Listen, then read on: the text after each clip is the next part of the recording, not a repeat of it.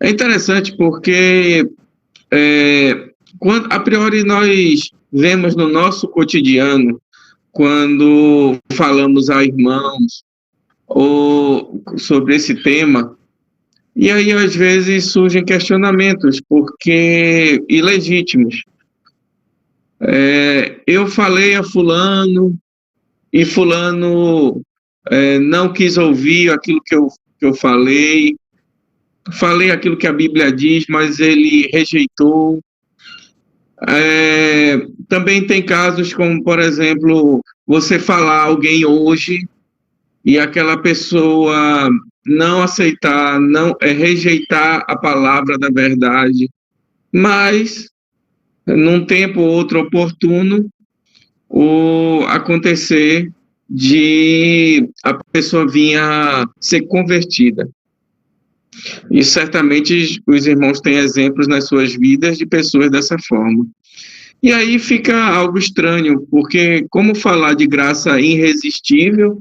Será que nós estamos falando que se você pregar a palavra da verdade, a pessoa nunca vai resistir àquele chamado externo, aquele chamado que você faz através do evangelho? Certamente que não, né? Nós vemos vários casos, como esses dois que eu citei, e efetivamente a gente precisa entender o que significa essa doutrina de verdade, e é isso que a gente vai se propor a falar hoje. Distinguir vários conceitos, como chamado eficaz, chamado externo, chamado interno. O que significa isso? A diferença entre você pregar externamente, a eficácia disso. A gente vai fazer várias aplicações sobre. A gente vai fazer aplicações de forma muito prática, né? No final, eu posso responder alguma pergunta que ficar. E no final, a gente vai concluir com uma aplicação para as nossas vidas e, efetivamente, fechando esse ponto. Então, em resumo, é isso que nós vamos falar no dia de hoje. A introdução, eu já bem que abreviei ela, a graça irresistível e sua relação com os 5 pontos do calvinismo. É interessante entender, irmãos, que os 5 pontos, eles não se sustentam se eles todos não forem agregados na nossa fé. Porque nós não podemos entender a perseverança dos santos se nós não entendermos, por exemplo, a expiação eficaz. Nós não podemos entender a eleição incondicional se nós não entendermos a total depravação. Então, os 5 pontos eles estão ligados. Um autor disse uma vez que os 5 pontos seriam como uma corrente dourada, em que os elos estão conectados um ao outro, e não há como tirar um elo sem efetivamente partir essa corrente. Então, é um conjunto, é uma cosmovisão soteriológica. Então, irmãos, essa é a primeira parte, a introdução. Então, a graça irresistível. Mas, afinal de contas, o que é essa graça irresistível? Que é interessante porque graça irresistível é um outro termo para falar de vocação eficaz.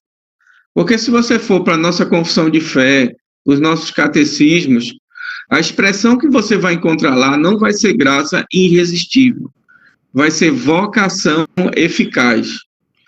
E aí é interessante porque o que nós devemos entender em primeiro lugar é que essa graça irresistível, essa vocação eficaz, é uma obra do Espírito de Deus. Essa obra, ela se perpassa em fazer-nos abraçar o evangelho oferecido.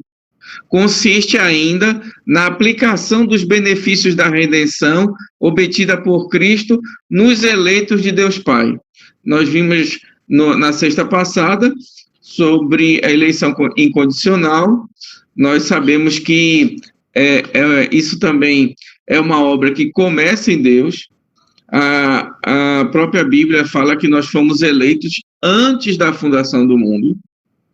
Então, é porque é interessante que nós, quando pensamos em tempo, nós pensamos em passado, presente e futuro, que é o tempo Cronos, né? O tempo que o homem vê algo que passou, vê algo agora e vê algo e não consegue ver, mas sabe que existirá um futuro.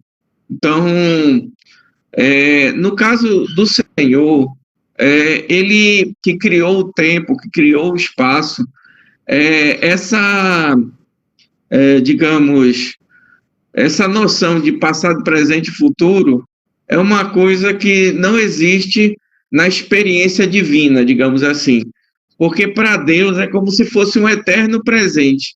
Ele conhece todas as coisas de forma que nós não conseguimos conhecer. Ele conhece as coisas como se ele conhecesse a essência das coisas, e ele não só ele conhece o tempo, mas ele está acima do tempo. Então é por isso que Paulo às vezes usa essa linguagem divina, quando lá em Romanos capítulo 9 diz que aos que antemão conheceu, a esses predestinou, aos que predestinou, a esses também chamou, e aos que chamou também glorificou. Reparou que o termo aí glorificar está no passado, né? É justamente porque no entendimento divino, a nossa salvação, ela já está consumada. Apesar de no nosso tempo, no tempo do homem, ainda está em progresso. Ou seja, nós estamos desenvolvendo a nossa salvação nesse mundo, com temor e tremor, porque é justamente o Senhor que efetua em nós tanto querer como realizar segundo a sua boa vontade. E aí é interessante porque, como nós vemos o mundo e as coisas que se ambientam nesse mundo, nesses termos de tempo cronos, ou seja, de passado, presente e futuro, ou seja, apesar da obra da redenção, o Senhor já ter essa consciência plena de realização, mas nós temos esse chamado que está dentro do nosso próprio tempo.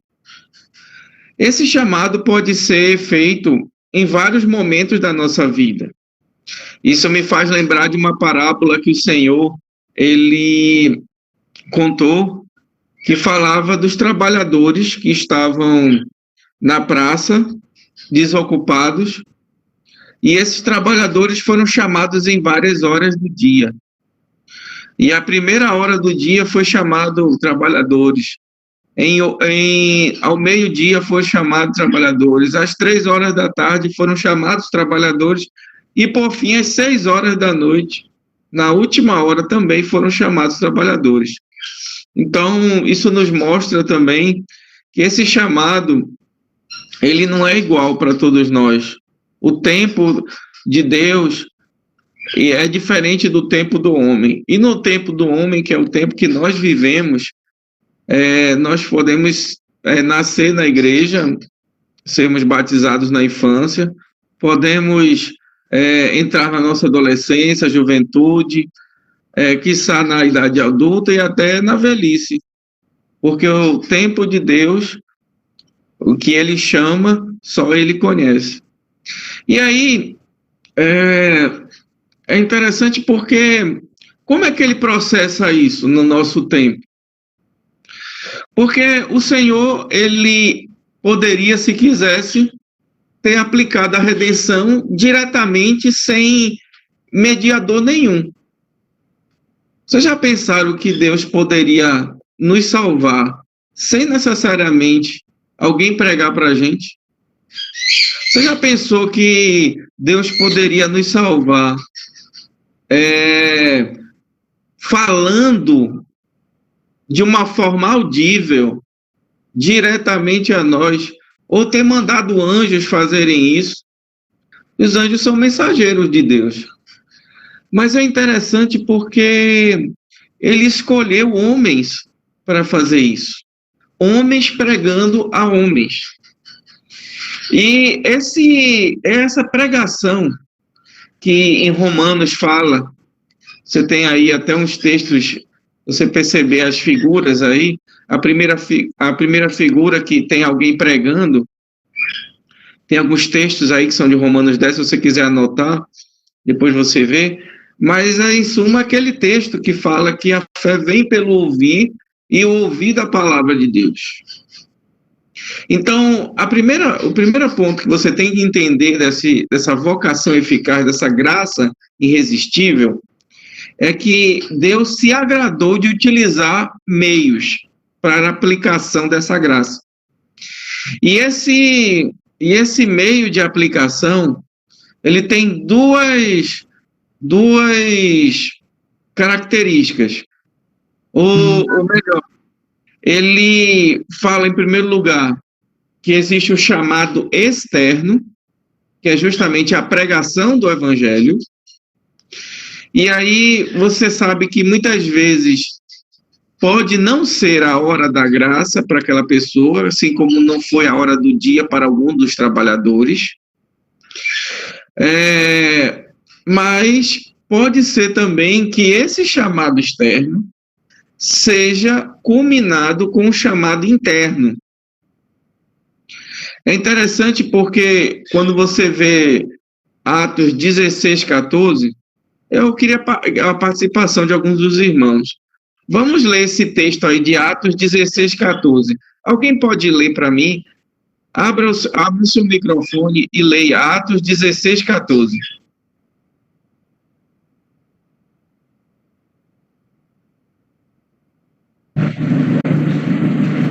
Certa mulher chamada Lídia, da cidade de Tiatira, vendedora de púrpura, temente a Deus, nos escutava. O Senhor lhe abriu o coração para atender às coisas que Paulo dizia. Muito bem, obrigado, Matheus. Vocês perceberam as expressões que são utilizadas em Atos 16, 14? Vocês perceberam que Paulo estava pregando e aí algo aconteceu com Lídia. Veja que Paulo estava sendo o meio pelo qual ela estava ouvindo a palavra de Deus. Paulo estava executando o que nós chamamos de chamado externo do evangelho. Mas esse chamado externo, ele pode ser resistido. Agora, algo aconteceu no coração de Lídia, que o texto de Atos 16 nos revela que não foi uma ação de Paulo, foi uma ação de Deus.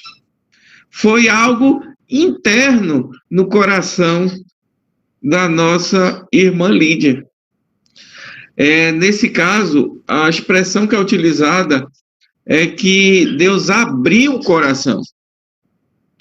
O que nos leva a entender que sem essa abertura do coração, o coração do homem ele está fechado para entender de forma salvífica o evangelho.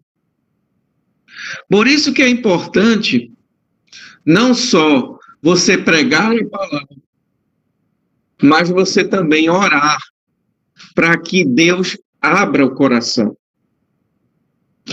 E é interessante porque essa abertura, esse amolecimento, essa quebra da dureza do coração é uma coisa muito particular da graça de Deus.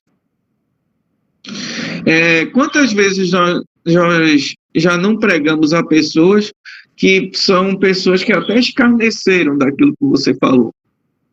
Ou seja, o que nós podemos aprender é que naquele momento, pelo menos, Eu não sei se vai ser até o fim da vida dela, mas naquele momento, o coração dela estava fechado. Então, se você pregou o evangelho de uma forma genuína, verdadeira, realmente aquilo que Deus propôs no seu coração, não fique com a consciência pesada, como se você dissesse assim, não, ela não se converteu, mas é porque eu não falei aquilo, talvez eu tenha falado de uma forma muito simples, aquela pessoa é um doutor, aquela pessoa é uma pessoa muito culta, e eu falei só a palavra, eu devia ter usado muitos argumentos, devia ter pegado alguma filosofia, agregando nisso a exposição, ou eu devia ter feito a mensagem de uma forma mais alegre para ela, que eu não devia ter falado sobre pecado, porque ela rechaçou a doutrina do pecado, eu não devia ter falado, eu devia ter falado só do amor de Deus. Então perceba que todas essas coisas que eu falei agora, muitas vezes são uma falta de compreensão de que o que converte alguém efetivamente são esses dois elementos conjugados. Ou seja, ninguém é convertido sem ouvir o chamado externo, porque foi assim que Deus estipulou na sua palavra. A fé vem pelo ouvir e o ouvir da palavra de Deus. Então, o chamado externo é sim importante. Porém, ninguém também é convertido apenas pelo chamado externo. Precisa do chamado interno da parte de Deus. Precisa que Deus abra o coração.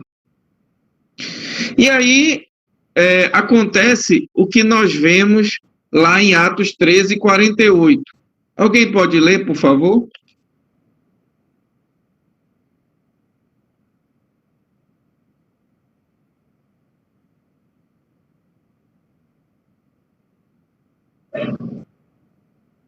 Atos 13, 48.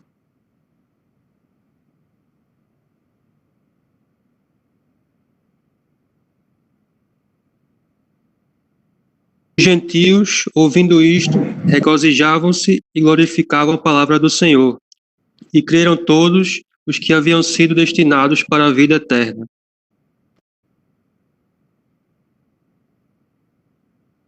Amém. Obrigado, Vinícius. Então, irmãos, esse é a forma de agir dentro da sistemática da graça irresistível. Mas eu estava falando sobre a corrente dourada. Isso é o que está lá em Romanos 8, 28 a 30. Em Romanos 8, 28 a 30, diz assim a palavra de Deus. Deixa eu abrir aqui também. Romanos 8, 28 a 30. Diz assim: sabemos que todas as coisas cooperam para o bem daqueles que amam a Deus, daqueles que são chamados segundo o seu propósito. Pois que aos que de antemão conheceu, também os predestinou, para serem conformes à imagem de seu Filho, a fim de que ele seja o primogênito de muitos irmãos. E aos que predestinou, a esses também chamou, chamado eficaz. E aos que chamou, a esses também justificou. E aos que justificou, a esses também glorificou. Então, percebam que há uma lógica, um silogismo muito grande nesses versículos. É uma lógica linear, em que destacamos aqui o conhecimento que Deus tem de nós, relacionamento que Ele mantém conosco. Repare que conhecimento na palavra não é simplesmente conhecimento. Mateus, tu pode apagar o microfone que tem um cachorro aí, por favor.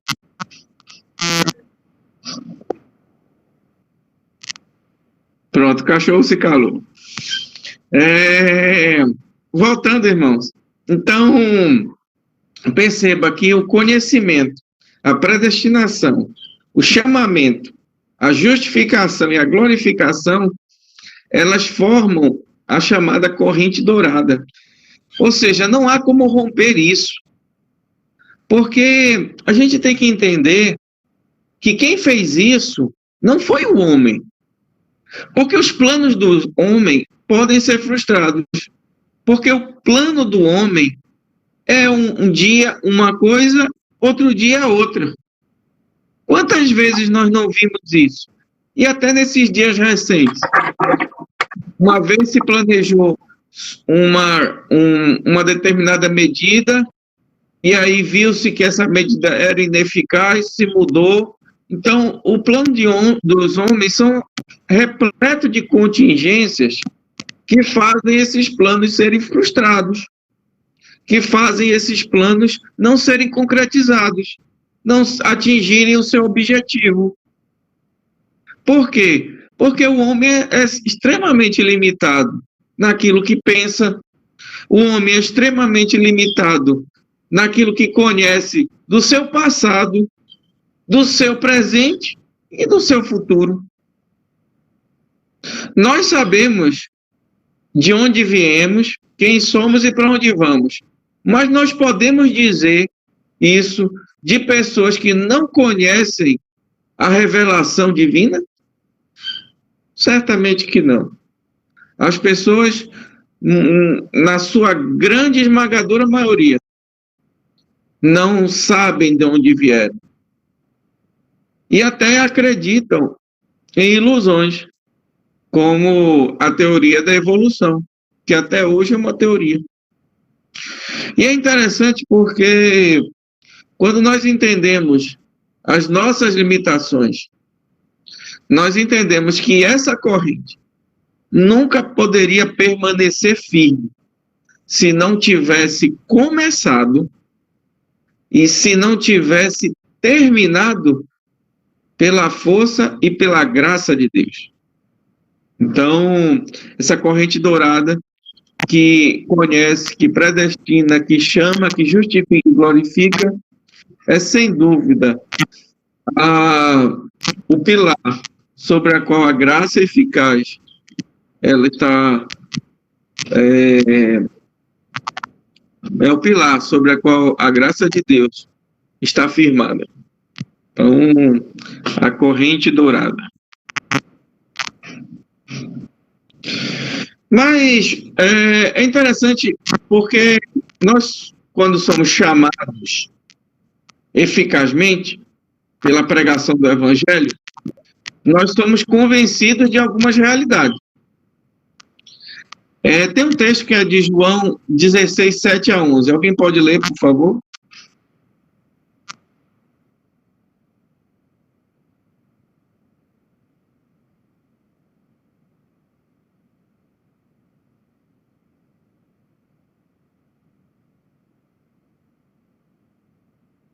Mas eu vos digo a verdade, convém-vos que eu vá, porque se eu não for, o Consolador não virá. Para vós outros, se porém eu for, eu vos enviarei. Quando ele vier, convencerá o mundo do pecado, da justiça e do juízo. Do pecado, porque não crê em mim. Da justiça, porque vou para o Pai, e não me vereis mais. Do juízo, porque o príncipe deste mundo já está julgado.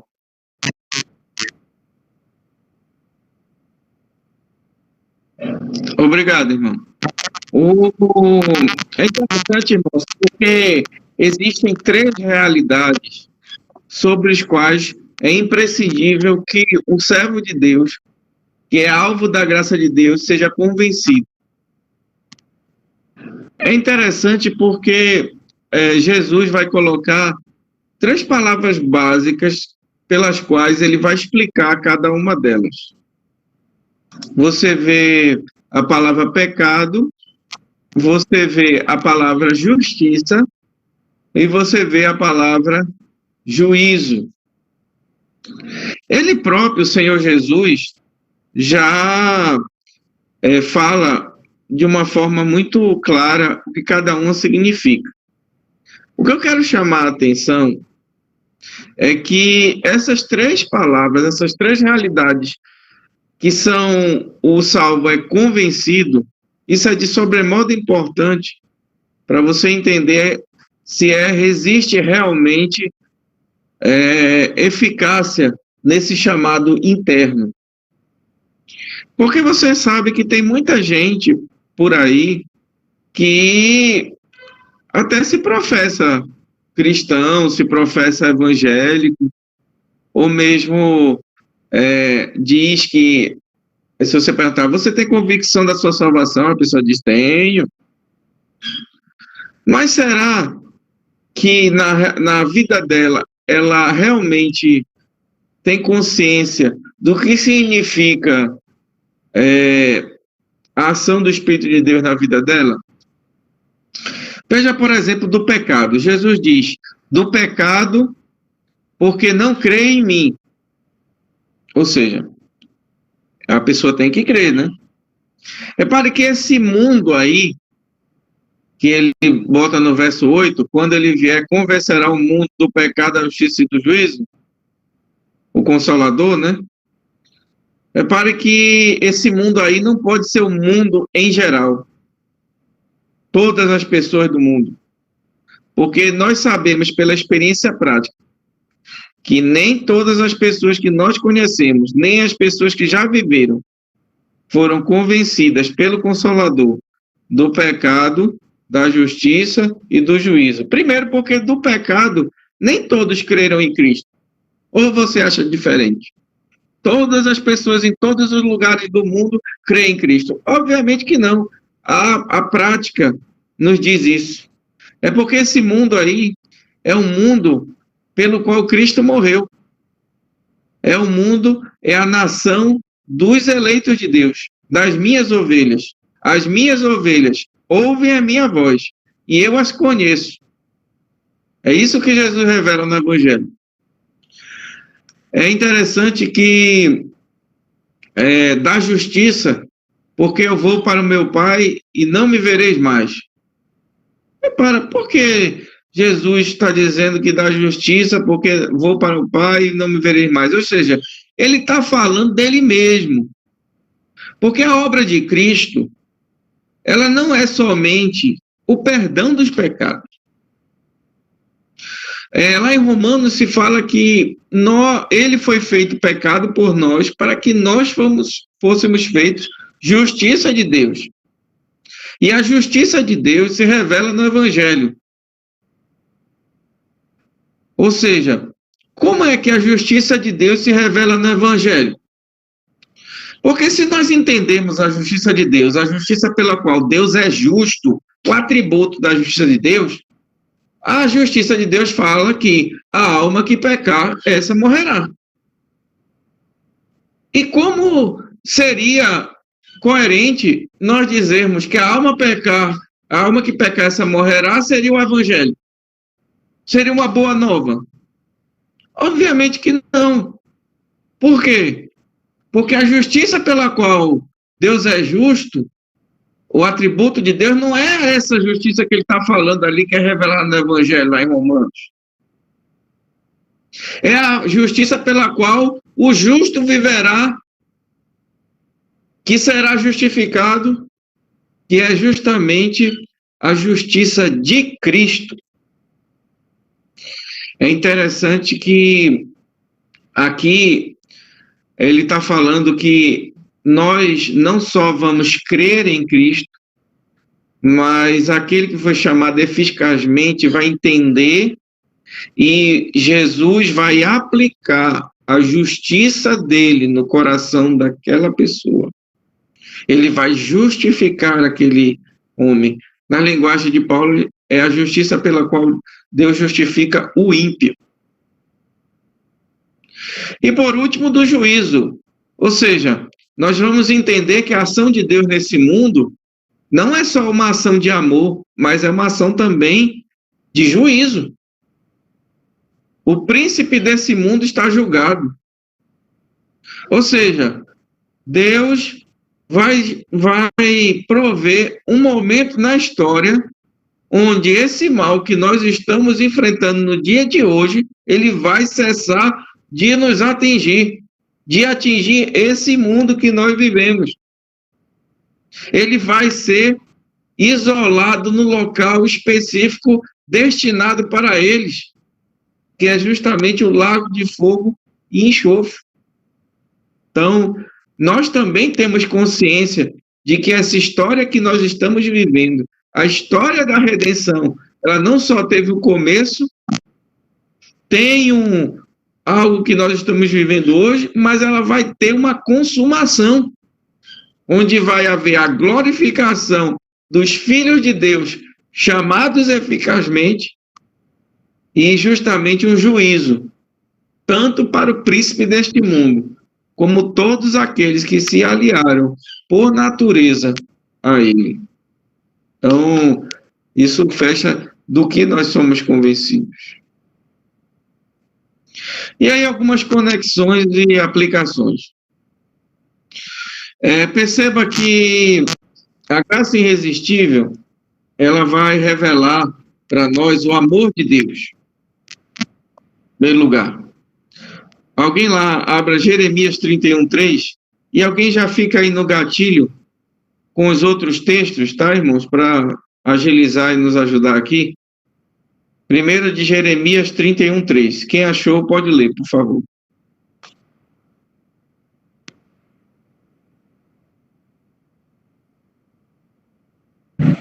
De longe se me deixou ver o Senhor, dizendo: amor eterno eu te amei, por isso, com benignidade te atraí.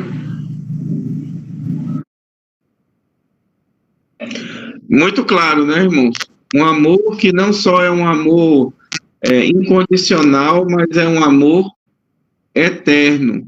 Um amor eterno, ele nos amou. Isso também está revelado lá em João, na carta de João, quando ele fala que nós o amamos porque ele nos amou primeiro. Vamos à esperança. Atos 9, 3-6.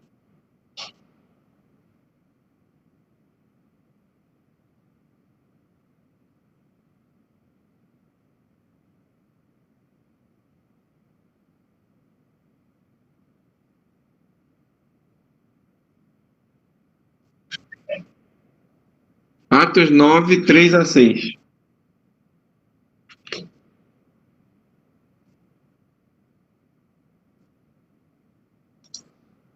Enquanto seguia pelo caminho, ao aproximar-se de Damasco, subitamente uma luz do céu brilhou ao seu redor. Ele caiu por terra e ouviu uma voz que dizia: Saulo, Saulo, por que você me persegue? Ele respondeu: quem é o Senhor?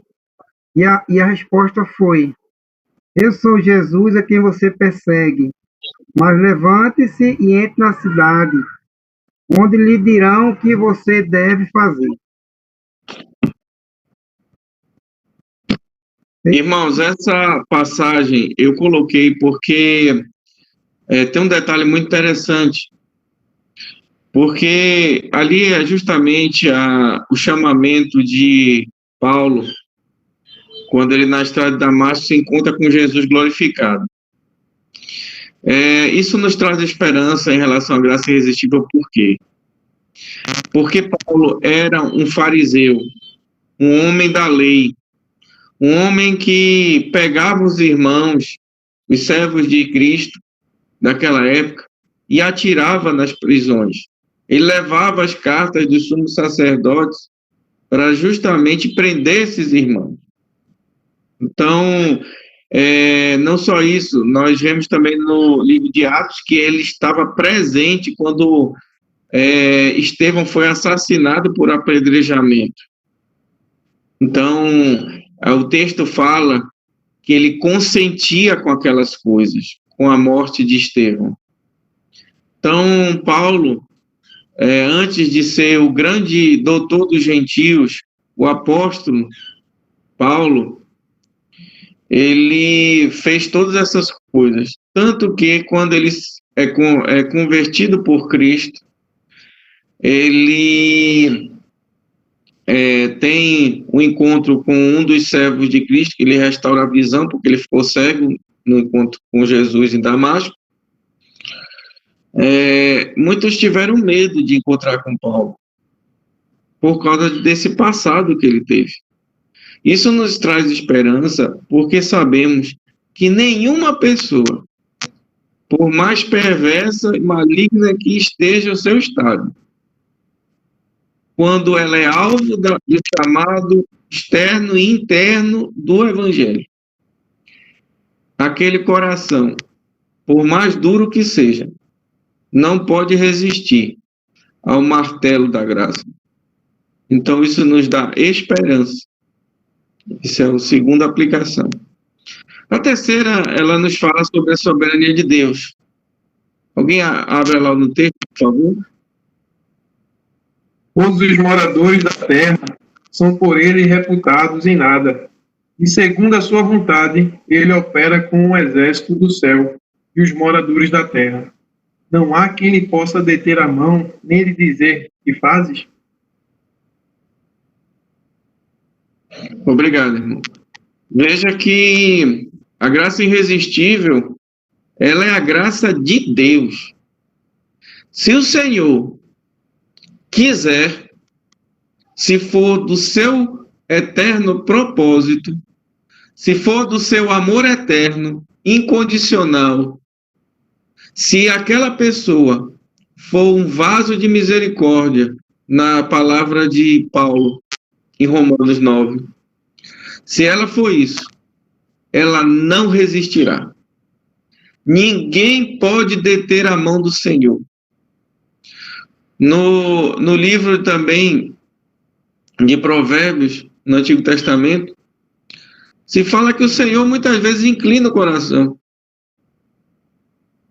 E ele faz isso por pura graça e misericórdia. E justamente por ser graça e misericórdia, que ele não é obrigado a fazer isso em todos. Por quê? Porque ele não deve seu favor a ninguém. Isso nos leva ainda a uma profunda reflexão sobre graças a Deus pela ação de Deus no seu e no meu coração. Porque se eu fosse aquele que deveria escolher servir a Cristo, eu não escolheria. Eu não me converteria. Porque o coração do homem, ele é corrupto. O coração do homem, como fala em Efésios 2, ele estava morto em delitos e pecados, fazendo a vontade da carne e dos pensamentos. E éramos, por natureza, filhos da ira, como também os demais. Ora, se tal era o nosso estado,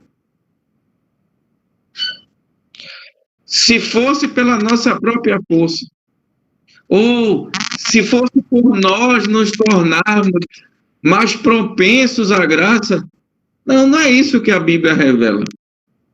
A Bíblia revela um homem caído, morto espiritualmente, coração desesperadamente corrupto. Quem o conhecerá, de Jeremias? Ora, se não fosse a onipotente, se não fosse a irresistível graça de Deus, se não fosse a soberania de Deus agindo na nossa salvação, se não fosse a força do Senhor, nós não estaríamos aqui, crendo, confessando e vivendo para Ele. E por último, a evangelização. Quem achou pode ler, por favor, lá o texto de Atos 18, 9 e 10. Teve Paulo, durante a noite, uma visão em que o Senhor lhe disse: não temas, pelo contrário, fala e não te cales, porquanto eu estou contigo, e ninguém ousará fazer-te mal, pois tenho muito povo nesta cidade. A graça irresistível nos impulsiona a evangelizar, porque sabemos que porque Deus tem muito povo ao nosso redor, na nossa cidade, no nosso estado e país e no mundo, muitos ainda que jazem em trevas, que esperam o dia, que nós esperamos o dia que eles vão ser alcançados pela graça, nós não devemos nos calar, porque quem sabe será o momento em que nós sejamos os vasos, sejamos os instrumentos pelo qual Deus chamará eles eficazmente. Então, a evangelização é impulsionada pela noção, pelo entendimento que essa graça maravilhosa, ela é irresistível. Vamos ao próximo slide. Ao chamar um pecador a si mesmo, ele não só utiliza a sua voz, mas seu braço. Isso está lá no escritor Thomas Watson, no livro Fé Cristã. É interessante porque alguns usam aquela expressão errônea lá em Apocalipse, que é uma carta à igreja, ou seja, ao povo de Deus. Quando Jesus vai e diz, eis que estou à porta e bato. Se alguém ouvir a minha voz, eu entrarei e abrir a porta, né? Eu entrarei, cearei com ele, ele comigo. E aí as pessoas usam, olha, Jesus está batendo a porta do seu coração, abra para ele. Ah, meu irmão, a nossa porta do coração, ela não é uma porta como as portas dos nossos lares. É uma porta que não tem maçaneta, que é lacrada por dentro e por fora, cujo pecado é semelhante a um aço inox que reforça essa porta. Se fosse simplesmente um bater na porta, um chamar de fora, nem poderíamos abrir essa porta. Mas eu vou lhe dizer que o Senhor, pela força do Senhor, graças a Deus, que Ele não é como essas concepções que nós ouvimos por aí. Ah, Cristo é um cavalheiro, Ele não abre se você não deixar, se você não abrir. Não, não, não. Para o servo de Deus que tem consciência das realidades espirituais, é claro que o texto de Apocalipse se mostra correto. Mas para o homem caído, para o homem que não discerne, como 1 Coríntios fala, as realidades espirituais, ele não entende as realidades espirituais, nem o chamado de Cristo, ele vai entender. Se ele não entende eficazmente o chamado, como ele abriria uma porta se pudesse ainda abrir? De forma nenhuma. Eu creio num Deus que não só abre essa porta, mas é um Deus que nos dá vida espiritual, não só para ter comunhão com Ele, mas viver para Ele e viver para a sua glória. Então, ao chamar um pecador, ele não só utiliza a sua voz, mas o seu braço, o seu poder onipotente. E por último, eu fiz um acróstico. Expiação, fidelidade, incondicional, cristocêntrica, amor e cruz. Justamente eficaz. É assim que é a graça revelada a nós por parte do Senhor. É uma graça eficaz. Amém? Amém? Amém. Amém. Eu sei que amém não é pergunta, né? Mas eu quis brincar com os irmãos. Que assim seja na nossa vida. Com certeza. Amém, irmão?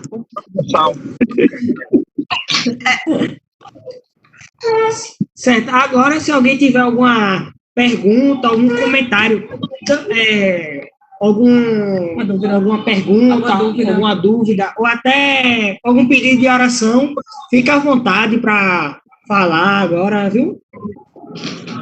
Aqui é Daniela falando por Evelyn. Eu quero Pois não, irmão.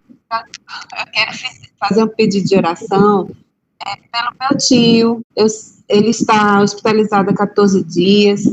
Ele está esperando para fazer uma cirurgia muito simples, mas que ele está com uma infecção que ainda não foi debelada. Ele tem quase 90 anos.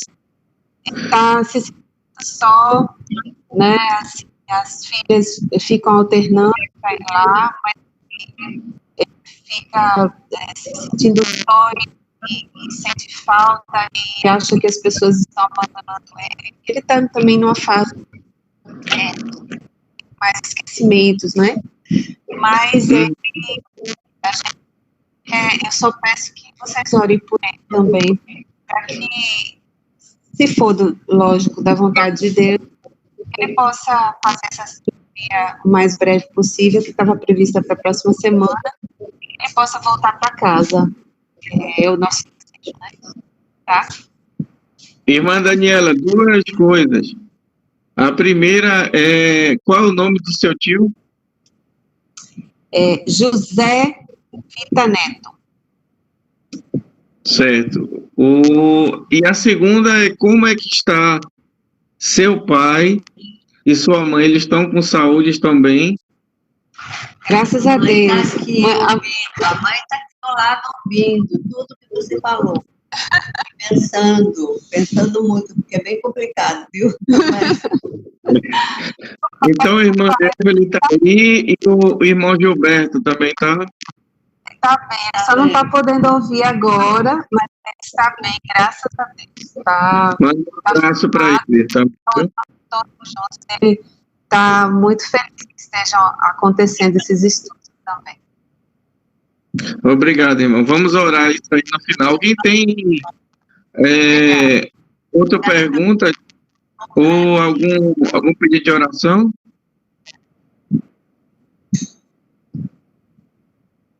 Mais alguém?